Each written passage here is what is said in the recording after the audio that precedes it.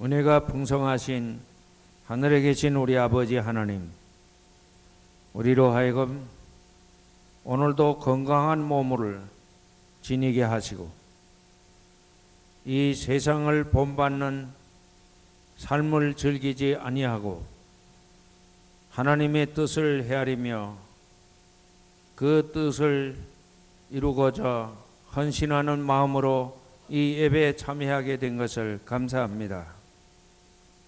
신령과 진정으로 드리는 산 제사가 되게 우리를 도와 주시옵소서. 하나님의 영광을 위하여, 인류의 구원을 위하여 우주를 생명으로 가득 채울 수 있는 그런 예배가 되도록 예배 순서 하나하나를 당신의 성령으로 지켜주시고 감동시켜 주시옵소서. 우리는 오늘 이 예배를 통하여 하나님이 그 앞에 내가 서 있고 앉아 있음을 경험하게 하옵시고 깨닫게 해 주시옵소서. 우리는 하나님이 우리와 먼 데 있는 것으로 생각하는 그런 둔한 생각을 가지고 불신앙적인 생활을 하는 것을 용서해 주시옵소서. 오늘도 하나님은 이 성전을 보좌로 삼으시고 우리의 마음에 하나님의 둥지를 트시고 우리 마음을 지켜보시며 우리 성도들의 예배하는 이 모든 모습을 지켜보시는 줄을 믿게 해 주시옵소서. 자비하신 주님, 우리 모두는 하나님의 은혜를 잊어버리고 이 세속적인 일에만 민감하고 열중하는 죄인임을 주님 앞에 고백합니다. 우리 모두 주의 말씀에 비추어 새로운 사람으로 거듭나는 이 한 시간이 되게 해 주시옵소서. 주의 빛으로 우리를 불러내신 주님의 음성을 듣는 이 한 시간이 되게 해 주시옵소서. 정말 오늘 이 예배를 드림으로 지난 주간의 장기천이 아니고 이 주간의 장기천으로 거듭나고 새로 지음을 받는 그런 은총이 있게 하시고 이런 은총이 모든 동대문의 가족들에게 다 임하게 해 주시기를 바라옵고 원합니다. 우리를 사랑하시는 주님, 우리는 주의 사랑을 믿음으로 세상 일로 근심하거나 주저앉지 말게 해주시고 하나님의 영광을 찬양하며 하나님의 은덕에 감사하며 노래 부르며 사는 아름다운 삶을 살아가도록 도와주시옵소서. 이 세상만 보고 서로 미워하고 의심하고 불신하는 이런 간섭을 떨쳐버리고 이런 못된 생활 간섭을 떨쳐버리고 오늘도 만물을 새롭게 하시는 주님이 우리를 부르시고 계심을 귀를 기울여 듣는 이 시간이 되게 해 주시옵소서. 그리고 나는 온전히 살아도 주를 위하여 죽어도 주를 위하여 사는 그런 철저한 삶과 죽음의 태도를 가지고 살아가게 도와주시옵기를 바라옵고 원합니다. 정말 이 거룩하고 복된 시간인 줄을 믿으면서도 몸이 연약하여 병들어 있으므로 생명이 파멸의 위기에 처해 있으므로 주여 집에 누워있는 사람, 병원에 누워있는 사람들을 긍휼히 여기시고 거기 주님이 함께해서 오늘은 생명이 땅으로 기울어지는 생명이 아니라 땅에서 다시 부활하는 생명으로 온전해지게 해주시기를 바라옵고 원합니다. 우리의 사랑하는 어린 아들들이 한국의 교육제도 때문에 입시에 고통 속에 시달리고 있음을 기억하죠. 주여, 이번 주에 이 입시 제도가 사람이 만든 제도이기 때문에 모순이 많고 잘못이 있을지라도 그 제도에 걸려 넘어지지 않는 아들, 딸들이 되게 해 주시옵소서.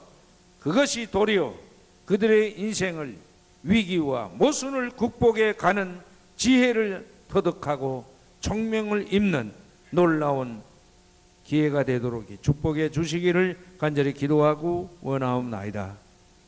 여기 참여한 우리 한 사람 한 사람, 온유한 자가 땅을 차지한다 하신 주의 말씀대로 마음이 가난한 사람이 하늘나라를 차지한다는 주님의 말씀대로 화평케 하는 자가 하나님의 아들이 된다 하는 주님의 말씀대로 변화되고 새로워짐을 받고 그런 확신과 그런 놀라운 체험 속에 기쁨으로 예배를 드리고 이 자리를 일어날 때에는 모두가 그 얼굴에 주의 빛이 빛나게 해 주시옵소서. 예수 그리스도의 이름으로 간절히 비옵나이다. 아멘.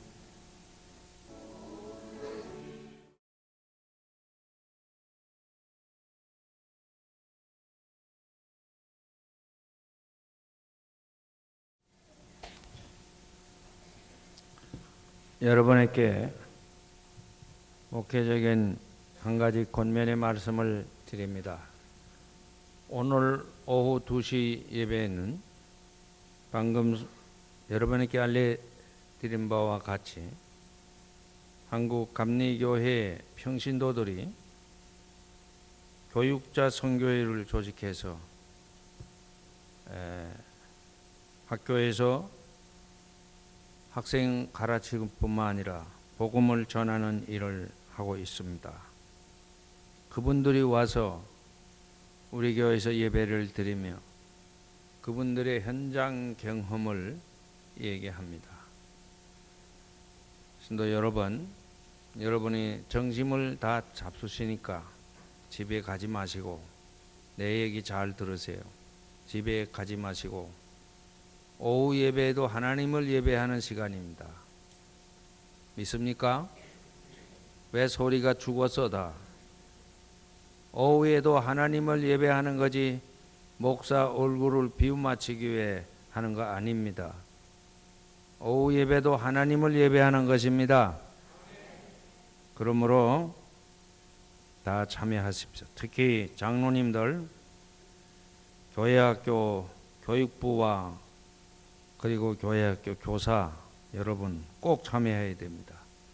그런 거를 듣지 아니하고 우리 자녀들을 어떻게 가르칠까 근심하는 것은 멸망으로 가는 근심입니다. 그런데 깊은 관심을 갖고 배우면서 기도하는 그리고 근심하는 것은 신령한 근심이라 그것은 구원에 이른다. 사도 바울이 그렇게 말씀했습니다. 기도하겠습니다. 우리를 사랑하시는 주님, 이 시간에도 주님의 말씀을 선포하기를 원하여 이 종이 여기 섰습니다. 여기 있는 당신의 자녀들도 이 선포되는 말씀 속에 하나님의 진리를 듣기를 원하오니 성령으로 도와주시옵소서. 그리고 마음 문을 열게 하시고 겸허하게 듣고 자신을 다시 발견하고 새로운 결단을 하는 시간이 되게 해 주시옵소서. 예수님의 이름으로 기도합니다. 아멘. 오늘은 시편 103편과 누가복음 12장에 있는 말씀을 읽었습니다. 시편 103편은 다윗이라 하는 유대 역사의 한 인물, 위대한 인물이 자신의 인생 경험, 신앙 경험을 중심으로 한 얘기입니다. 그리고 누가복음 12장 있는 말씀은 어떤 재산을 많이 물려받은 형제들이 그게 분배가 제대로 되지 않아서 그래서 싸우다가 예수님에게 와서 이걸 좀 고르게 분배되게 해달라. 그런 청탁을 할 때 예수님께서 그들에게 비유로 교훈을 하신 말씀을 오늘 우리들은 읽었습니다.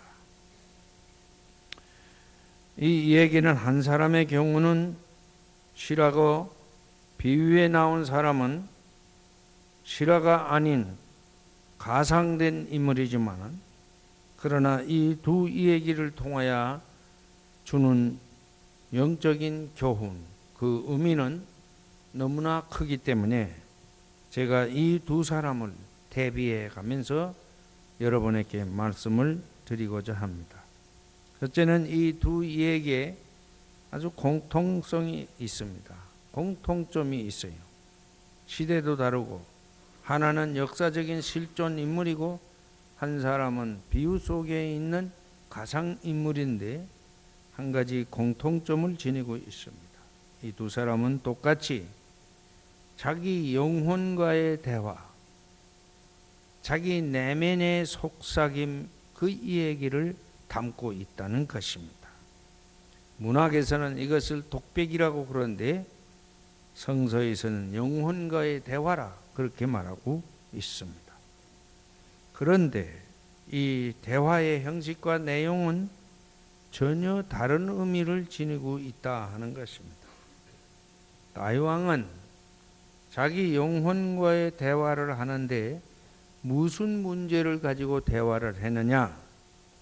내 영혼아, 주님을 찬송하여라. 마음속으로부터 그 거룩하신 이름을 찬송하여라.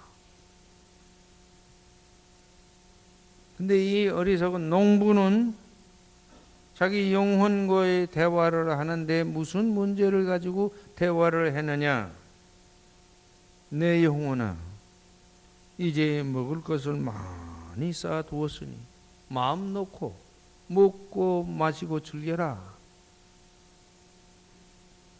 그렇게 제가 만들어낸 얘기가 아니고 성서는 그렇게 증언하고 있습니다. 다윗은 자기 영혼, 자기 내면에서 스스로 말하고 대답하는 것인데, 내 영혼아 하나님을 찬송하여라. 하나님을 찬송하라. 그 은덕을 찬송하여라. 그 영적인 문제에 관심을 가지고 혼자 이 얘기를 합니다. 독백을 합니다. 그런데 이 농부는 똑같이 자기 영혼의 대화를 하는데 육체적인 안락을 추구하는 그런 이야기를 하는 것입니다. 전혀 다른 차원의 이야기를 합니다.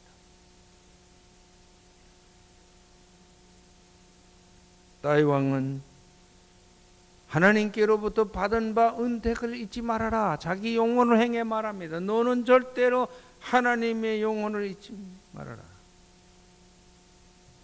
다윗은 영혼의 실제를 믿는 존재였어. 그 하나님의 은택이 뭐냐? 내 죄가 사함을 받았음을 잊지 말아라. 내 병을 고쳐 주셨음을 잊지 말아라.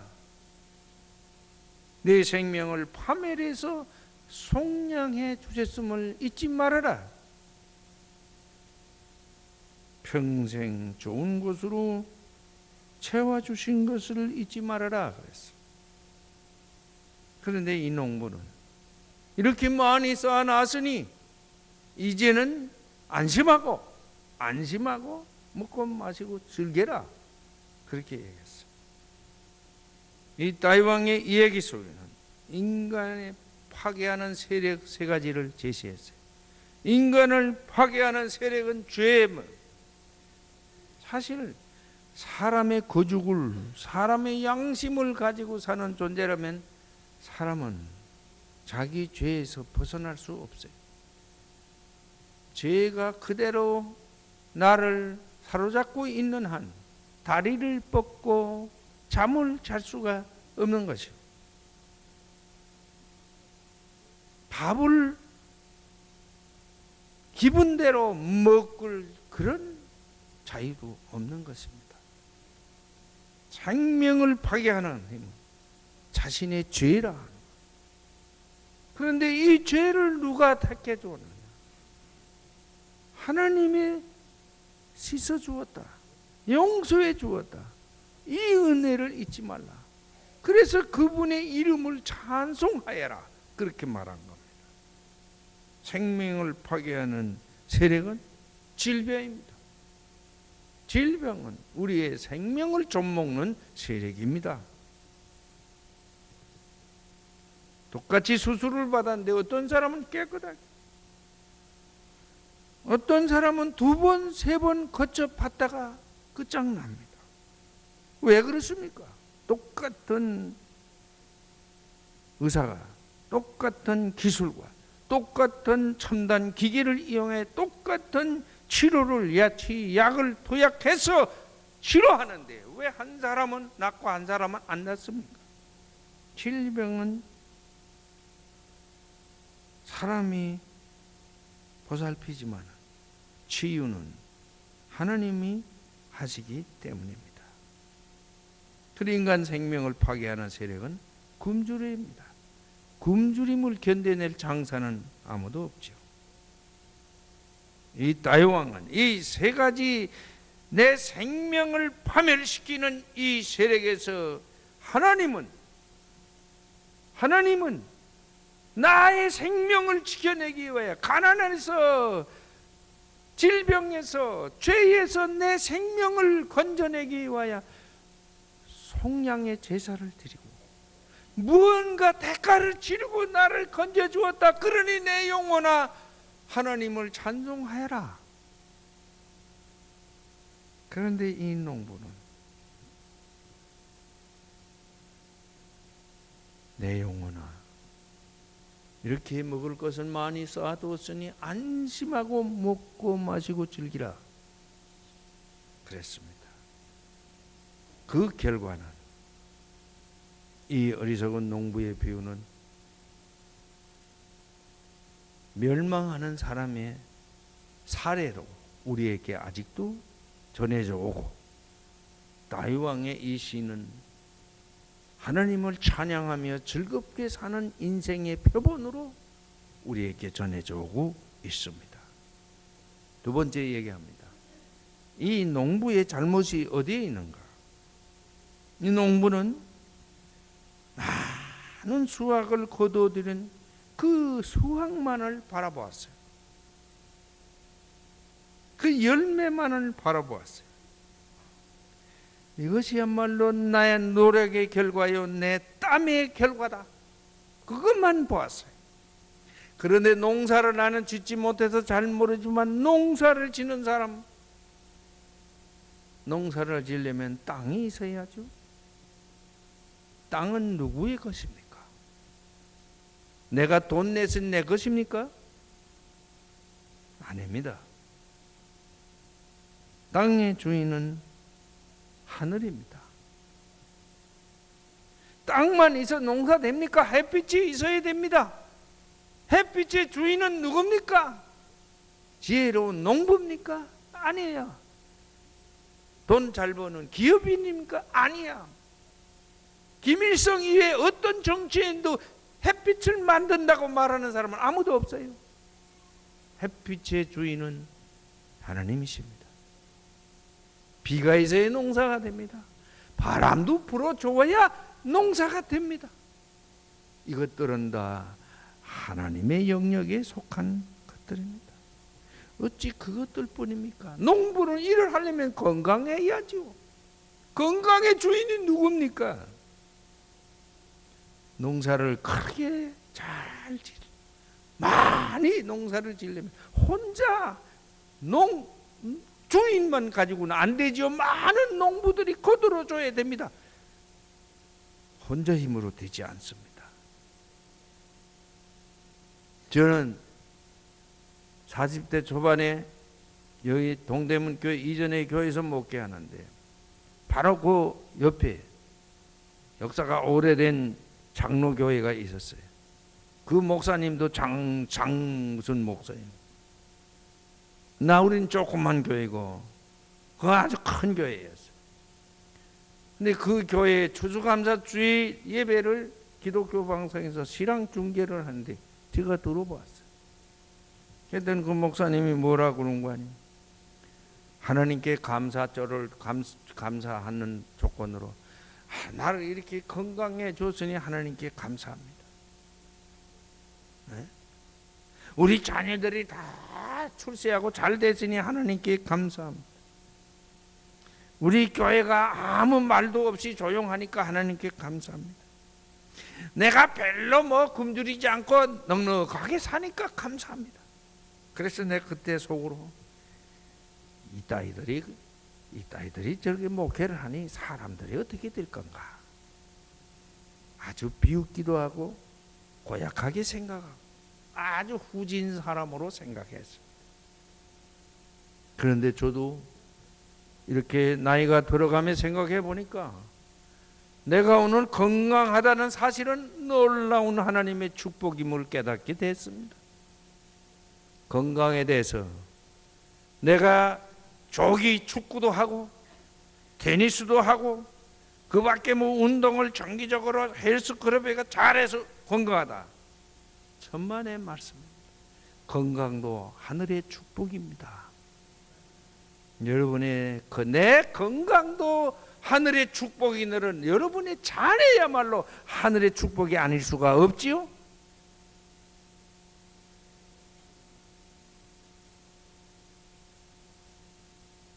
그런데 이 농부는 자기 땀, 자기 노력, 그래서 얻은 열매만을 바라보고 너무너무 좋아서 내 영혼아 이제 먹을 것을 많이 쌓아놨으니 실컷 먹고 마시고 즐기다.